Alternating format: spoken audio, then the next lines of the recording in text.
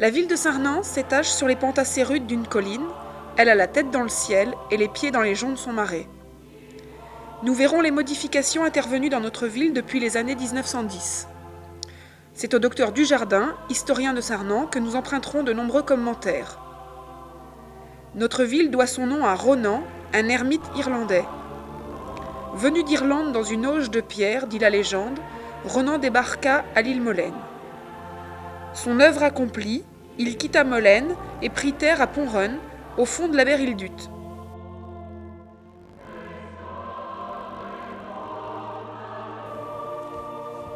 Puis Ronan suivit le cours de la rivière jusqu'à Chaneux, où une roche dite le lit de Saint-Ronan garde l'empreinte de son corps. Reposé, Ronan se remit en route et bâtit son ermitage à Toulanaon, où il guérissait par sa prière les malades et les possédés du démon. Ses visites troublaient la solitude de l'ermite. Guidé par un ange, il alla s'installer dans la forêt de Névette, en un lieu qui deviendra Locronan. Après son départ, Ronan continua à être vénéré et, au XIIIe siècle, une église fut construite à l'emplacement de son oratoire. La ville, important carrefour de voies antiques, centre fréquenté de foires et de marchés, se développa sous la protection de son château, Castel-Elbic. La chapelle de ce château, reconstruite en 1772 et agrandie ensuite, est, depuis la Révolution, l'église paroissiale Notre-Dame de Liesse. Quelques vestiges de l'église Saint-Ronan, au bas de la ville, sont heureusement préservés. La base d'un pilier, une ancienne cuve baptismale, octogonale et un bénitier sous un porche latéral, les statues en ronde bosse de 5 apôtres. Longtemps dans le cimetière, elles décorent aujourd'hui le devant de l'autel.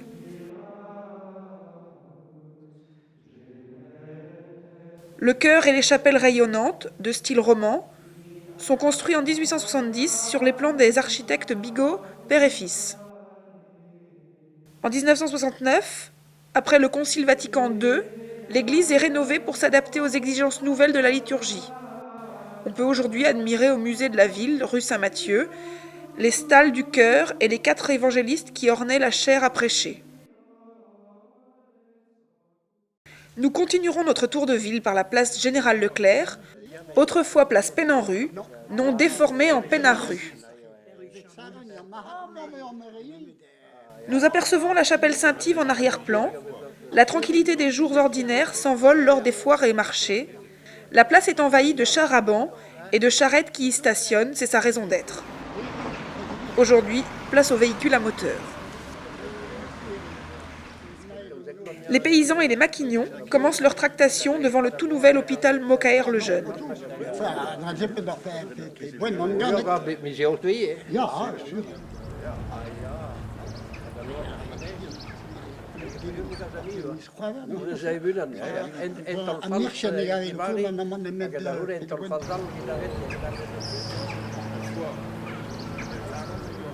No,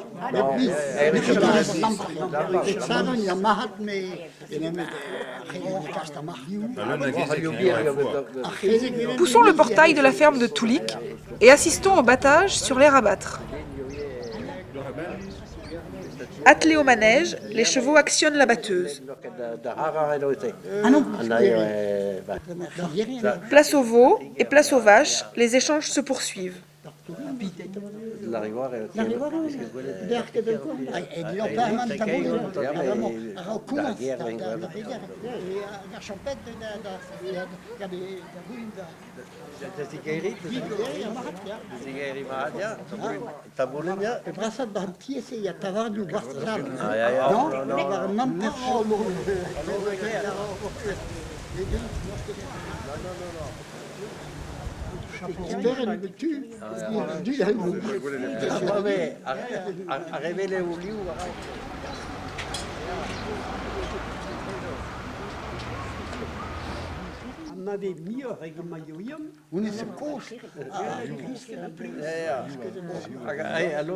Adieu, veaux, vaches. Cette place s'appelle aujourd'hui place Saint-Herbotte. Le cortège royal d'Anne de Bretagne et de Louis XII nous rappelle les fastes d'antan de notre sénéchaussée, dont le ressort s'étendait sur 38 paroisses ou trèves.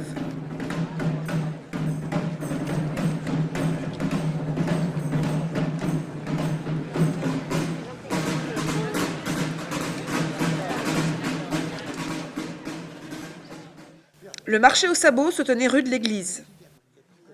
Devant nous, la maison de droite et celle de gauche ont été rasées pour entrave à la circulation. Le puits de la Feuillée a trouvé une assise d'honneur devant le parvis de l'église, après un temps d'exil, place Général Leclerc. Jusqu'en 1681, année de son transfert à Brest par Louis XIV, l'auditoire ou Feuillée, siège de l'administration de la Sénéchaussée, était sur cette place. Nous aurons remarqué le puits à son emplacement d'origine.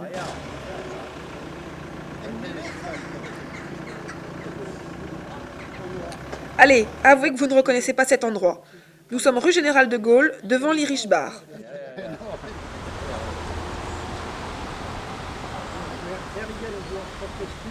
Et voici maintenant la rue Saint-Mathieu, ainsi nommée parce qu'elle mène, par la voie romaine, à l'abbaye Saint-Mathieu.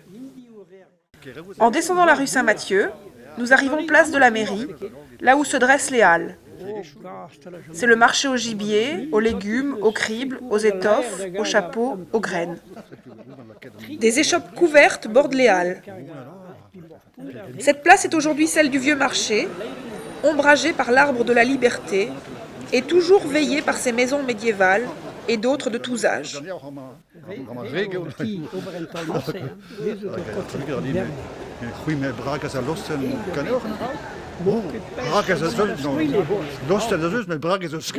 Poursuivons le tour des anciennes halles à ossature métallique. Nous sommes en pleine guerre 14-18 et guère surpris de nous trouver face à des prisonniers allemands, gardés par des militaires débonnaires.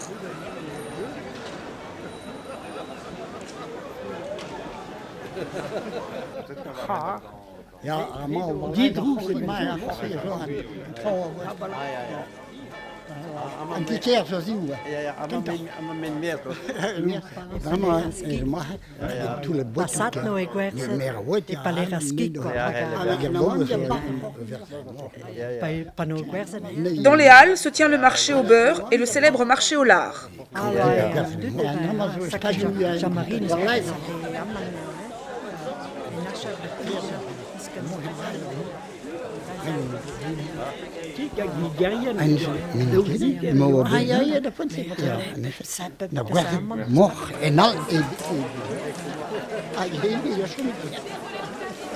Vous remarquerez à droite la boucherie, une enseigne qui perdure.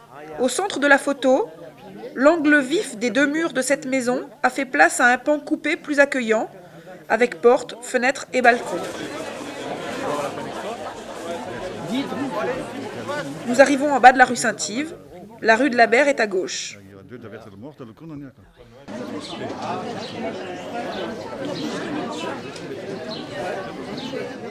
La place au port a été rebaptisée place Saint-Antoine. Les transactions se concluaient souvent dans l'un des nombreux débits de boissons des lieux. En 1911, les débitants s'appelaient Éloi Bellonnet, Françoise Beyer, Marie-Jeanne Leborgne, Jean-Marie Leven.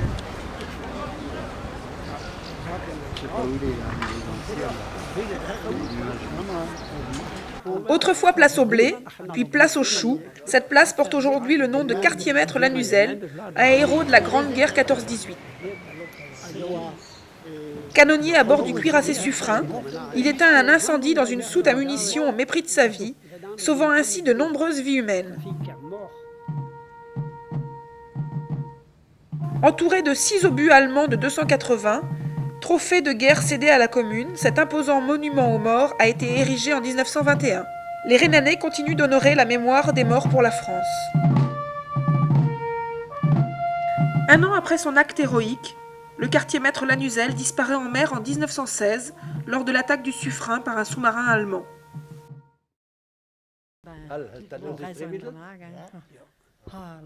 Le manège et le jeu de casse-pot étaient des distractions très prisées lors du pardon du mois d'août. Ces jeux se tenaient sur la place de la Gare, aujourd'hui appelée place Léon Cheminant, qui fut maire de la ville de 1881 à 1908. Depuis la place du Vieux Marché, descendons la rue de la Gare. La gare était dans l'axe de la rue, à l'emplacement de la poste.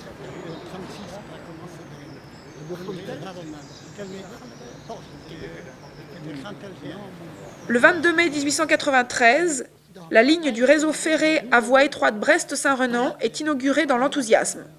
Un repas pantagruélique réunit 200 convives à l'hôtel Anna.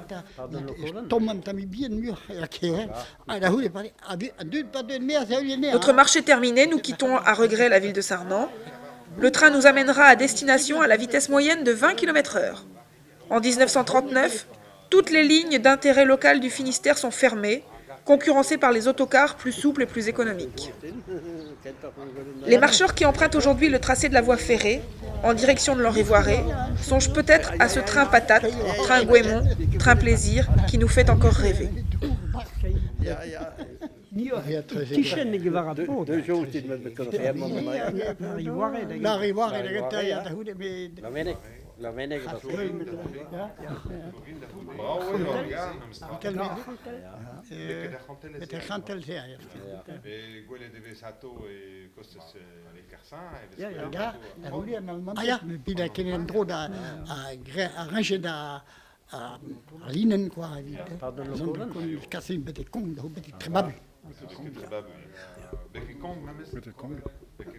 No, trebalo je lagar, a on a distribué dans le